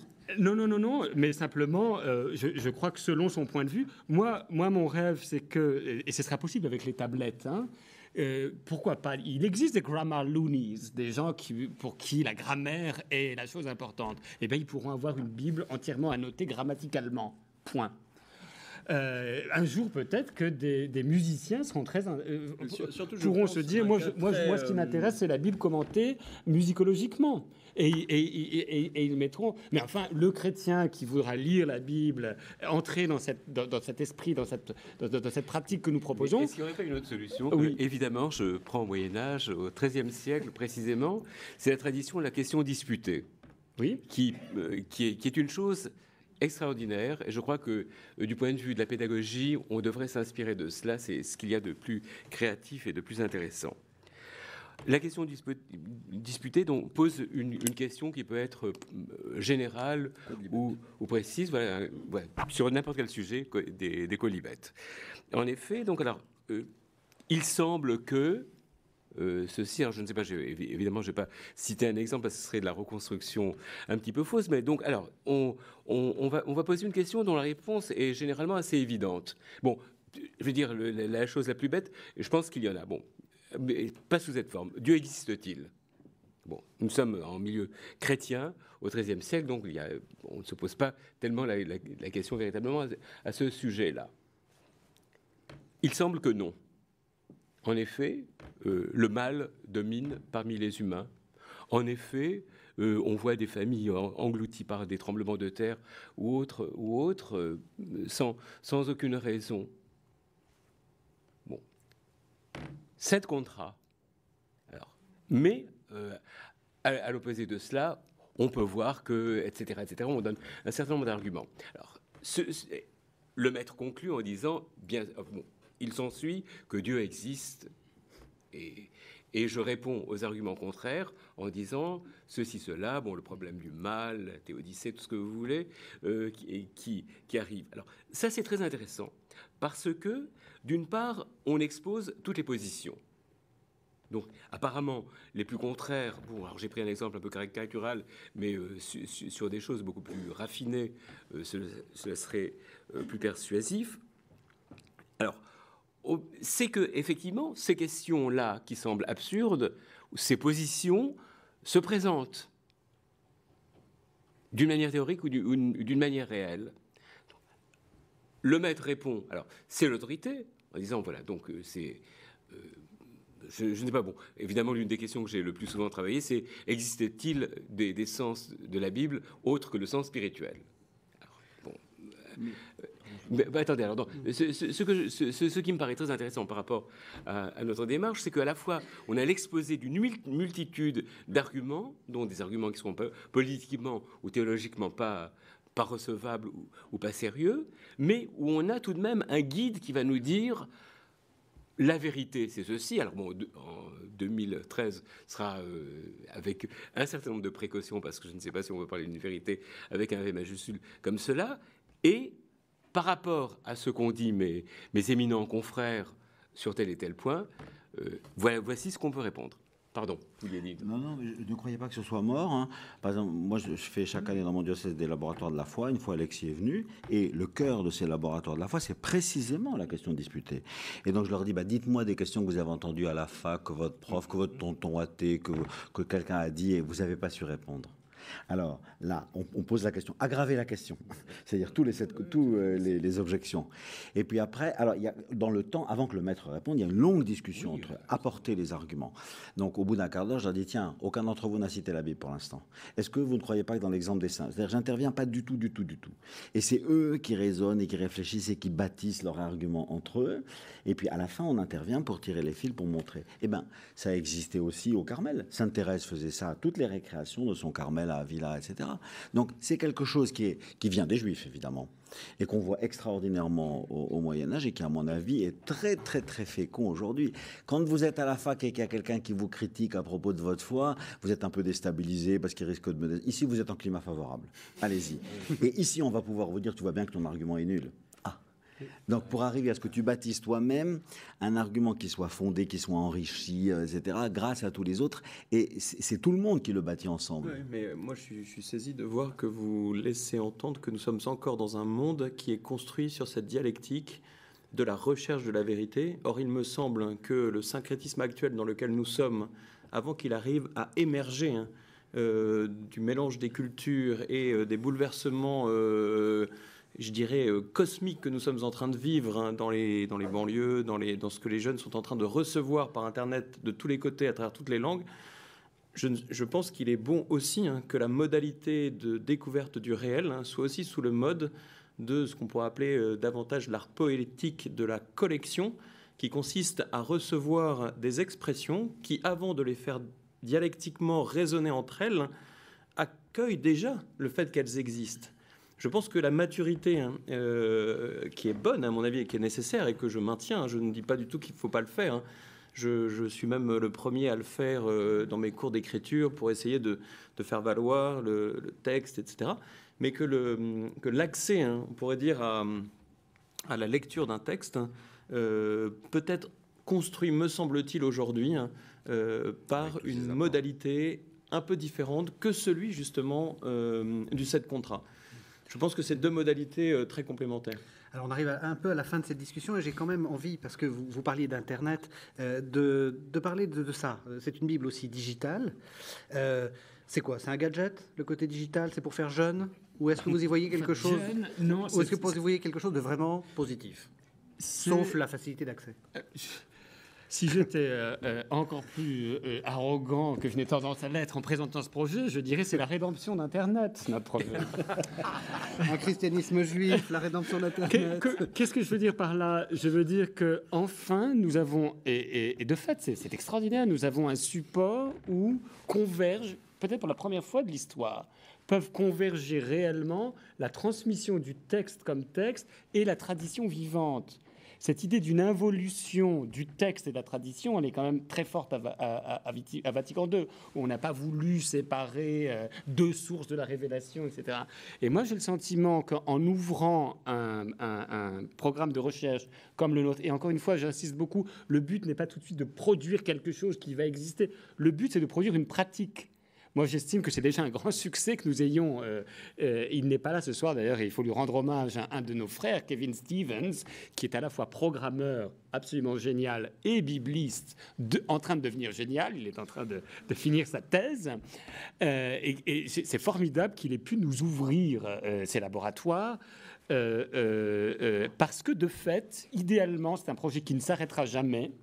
Et où pourront converger, pourquoi pas, on peut même imaginer qu'un jour des artistes créent des œuvres qui n'existent pas encore, qui vont trouver place quelque part dans l'histoire de la réception et les créer dans le cadre même du projet. Donc si vous voulez, ça n'est pas du tout un gadget, c'est totalement, je crois, essentiel et essentiel au projet, hein, qui ne pourra pas exister sans cela. Alors, je m'empresse pour rassurer en particulier nos collègues et les jeunes universitaires qui en ont besoin, que nous avons, et nous développons notre partenariat avec les éditions du CERF. Nous avons aussi fondé une double collection imprimée d'études, donc des monographies de nos collaborateurs qui pourront comme ça les publier sous une forme plus traditionnelle, et puis des textes eux-mêmes, dès qu'un livre ou une partie de livre, donc on espère dans les 2 ans qui viennent, 2-3 ans, pouvoir sortir par exemple l'Épître aux Philippiens, et puis ensuite le Cantique des Cantiques, dont il sera question ici demain matin, puisque plusieurs membres de cette formidable équipe seront à l'honneur demain matin. On espérera aussi les mettre à la disposition du public sous forme de livres imprimés. Mais c'est vrai que le lieu essentiel, c'est Internet. Et comme je vous le disais, nous espérons... Bon, le site est déjà visitable, mais vous n'y trouverez guère que le volume de démonstration et quelques péricopes. J'espère bien, c'est notre projet actuellement avec les éditions du CERF. Nous espérons d'ici, ne soyons pas trop ambitieux, d'ici 3 ans, mettre toute la Bible de Jérusalem avec toutes ses notes, simplement un peu retravaillée selon le modèle de la Bible dans ses traditions, à la disposition du public, ce qui lui permettra d'entrer un petit peu dans cette pédagogie. Et de souligner par Internet la possibilité pour des lieux qui n'ont pas les bibliothèques que nous avons à Paris, à Rome, à Londres, à Berlin. Et il faut quand même imaginer qu'il y a plus de la moitié des jeunes qui sont de l'autre côté de l'hémisphère, enfin dans l'hémisphère sud. On ne va pas trimballer nos bibliothèques. Et j'espère que si Internet a un véritable avenir, c'est pour permettre à des lieux d'accéder à des bibliothèques.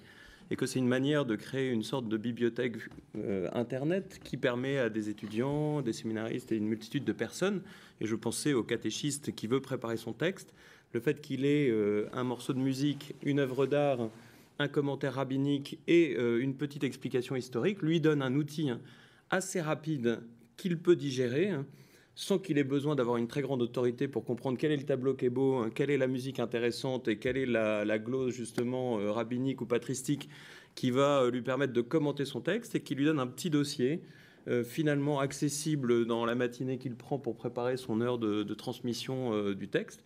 et qui pourra l'aider justement à passer de ce texte à son expression artistique, à son expression juive, etc. Enfin, en tout cas, je vois un grand avenir, je dirais, dans notre univers globalisé à cette Bible Internet pour le bien de l'hémisphère sud en particulier. Alors, donc, il nous reste quelques minutes. J'aimerais, pour résumer un peu cette table ronde, que chacun, vous nous disiez qu'est-ce que ça va produire, cette nouvelle Bible, et en gros, peut-être, comment vous voyez l'exégèse dans quelques années. Monseigneur Barbarin nous a donné 50 ans, donc quand la Bible sera vraiment achevée, la Bible en ses traditions sera vraiment achevée, un exégète, ça fera quoi? Alexis vient de dire quelque chose de très moderne. Il vient de nous dire BEST, c'est un MOOC, Massive Open University Course. Non, mais c'est tout à fait vrai. C'est-à-dire qu'aujourd'hui, toutes les universités parisiennes se lancent dans les MOOC, c'est-à-dire dans un accès massif à la culture universitaire, et que tous ceux qui veulent prendre cette culture puissent y avoir accès et se former par ce biais. Donc on voit effectivement que ce projet, sans l'avoir voulu au départ, mais rejoint aujourd'hui une intuition massive du monde universitaire des deux côtés de l'Atlantique. La deuxième chose, je suis moins pessimiste que mon voisin Alexis sur l'état du monde, parce que finalement, pour se consoler, lisons la Bible, et l'on voit que ce texte a été produit dans des circonstances extraordinairement difficiles. Quand on voit l'histoire du peuple juif pendant l'exil, après l'exil, et au fond, ce document atteste d'une capacité, d'une part, d'écouter la culture du temps. Ils l'ont fait à Babylone, ils l'ont fait à l'époque perse, ils l'ont fait à l'époque hellénistique, et en même temps de se poser dans des circonstances politiques plus défavorables que celles que nous vivons, et de se poser d'une manière extraordinairement originale, fidèle, confessante. Donc je pense que, au fond, la réponse à nos défis modernes se trouve dans ce livre que nous travaillons tous. Oui, je ne sais pas si je suis optimiste ou pessimiste. En tout cas, je suis très heureux que la Bible puisse résonner, et avec ce sentiment que ce texte, qui peut être justement un texte opaque pour beaucoup de nos contemporains, puisse devenir, grâce à notre travail et au travail d'une multitude de personnes, une belle rivière qu'on traverse et qui permet à des personnes de découvrir la culture antique aussi. Moi, je voudrais juste utiliser le mot enthousiasme, parce que c'est vraiment... On l'a bien sorti ce soir. C'est vraiment mon expérience avec l'équipe quand même assez pléthorique, puisque j'ai fait une espèce de prototype où j'ai essayé d'explorer notre modèle. Vous voyez, je vous ai parlé même de danse. Donc j'ai essayé d'aller le plus loin possible, non pas pour faire le modèle absolu, mais pour essayer de voir tout ce qui est possible avec cette pratique. Et je suis très frappé de voir que des gens qui apparemment sont loin de la révélation, loin de bon Dieu, si vous voulez, en tout cas en apparence, le fait de s'approcher du texte, de participer à une équipe, enfin, il y a quelque chose, j'allais dire, de magique, plutôt de sacramental, de gracieux qui est donné, et des équipes pleines d'enthousiasme se mettent... on a beaucoup parlé du désenchantement du monde. Moi, je crois que si nous sommes rejoints par des dizaines, des centaines ou des milliers de chercheurs, d'artistes et de lecteurs bénévoles, on peut, à notre place, contribuer à les réenchanter. Donc, c'est pour ça que j'ai beaucoup insisté sur l'esprit, sur le fait que ce qui est important, c'est que la pratique, que ce projet existe, soit connu, se développe, parce que je crois qu'il est de nature à donner beaucoup de bonheur, en fait. Professeur Daon ? Oui, je partage votre enthousiasme, mais je partage également l'enthousiasme du fait que c'est un outil électronique dans lequel je vois effectivement un progrès continu, un enrichissement perpétuel. Je crois que effectivement le fait que ça puisse être diffusé ailleurs que dans l'hémisphère nord est extrêmement important. Là vraiment, ce serait s'il n'y avait que cet argument-là, ce serait suffisant. D'une part, bon. D'autre part, ce que j'espère, c'est effectivement, moi je me méfie un petit peu tout de même, enfin comme on l'aura compris, enfin bon, devant le fait d'accueillir tout et d'être très accueillant à cet égard-là. Credo in unum Deum. Donc ça c'est extrêmement important. Effectivement, même si le monde autour de moi se délite, j'ai ma croyance. Et la lecture de la Bible me conforte dans ma croyance. Il ne faudrait pas que la consultation de cet outil-là soit un prétexte à s'éparpiller. Voilà. Bon, pardon d'avoir été sincère. Moi, je ne suis pas voyante extra-lucide ou diseuse de bonne aventure. Je pense que les conditions du futur, c'est un bon présent et des bases solides. Vous voyez, par exemple, le professeur dit attention, pas de divertissement supérieur, quoi. Dans votre texte, vous avez mis ici au coin de la page 5 et 6, vous avez appelé un avertissement salutaire de Albert Béguin. C'est superbe. C'est-à-dire, quand l'amont est très bien, très solide, alors on va faire un beau voyage. Franchement, ces 15 lignes qui sont là, ben, si elles sont une charte d'accord pour tous ceux qui travaillent, mais vous ferez des véritables merveilles. Vous voyez, il dit, l'important c'est de lire la Bible comme un roman, c'est-à-dire de garder une simplicité du cœur. Comme Claudel qui dit, quand on se balade dans la Bible, bien sûr, il y a des spécialistes, mais moi, je veux aller m'y promener comme un grand-père se promène avec sa petite fille dans les jardins, et puis comment toutes les fleurs, etc. Il y a quelque chose d'assez sympa. En somme, je terminerai par la question posée par Benoît XVI à la commission biblique que nous a dit le père Olivier Artus tout à l'heure. Il dit, cher Olivier, c'est dur d'être à la fois un grand scientifique et de garder un cœur d'enfant. En vieillissant de moins en moins. Merci. J'ai commencé par une citation de Jean Chrysostome. Je vais finir par Jean Chrysostome. Voyez les animaux en hiver, ils vont s'abriter dans les trous des rochers, puis quand ils voient l'été apparaître, ils abandonnent leur tanière, vivent à nouveau en troupeau avec les autres animaux, bondissent de joie et en même temps que vous. Ainsi mon âme qui s'est cachée dans la conscience et sa faiblesse comme dans une tanière, bondit de joie en même temps que toi, dans les Écritures, comme dans une danse, dans le pré spirituel et divin, dans le paradis de l'Écriture. Je vous souhaite de bondir dans le paradis de l'Écriture. Merci.